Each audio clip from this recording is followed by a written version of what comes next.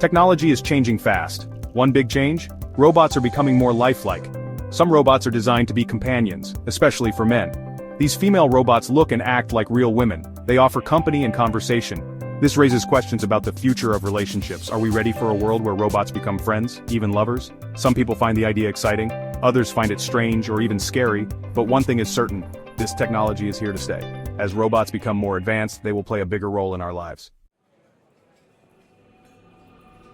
The idea of robots as companions is controversial. Some say robots can never replace human connection. We need real emotions and shared experiences.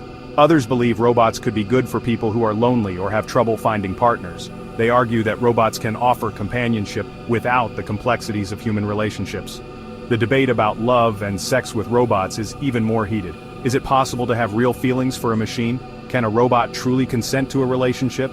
These questions have no easy answers. As technology advances, we need to think about the ethical implications of these new relationships. Brazil, with its diverse culture and openness to new technologies, offers an interesting perspective on robot companionship. How do Brazilians view this emerging trend? Are they more accepting of robot companions compared to other cultures? Research on Brazilian attitudes towards robot companionship is still in its early stages. However, initial findings suggest a mix of curiosity, skepticism, and cautious optimism. Understanding these diverse viewpoints is crucial as we navigate the uncharted waters of human-robot relationships. The rise of female companion robots presents a range of ethical challenges. One concern is the potential for objectification. Are we reducing women to mere objects of desire by creating robots that cater to male fantasies?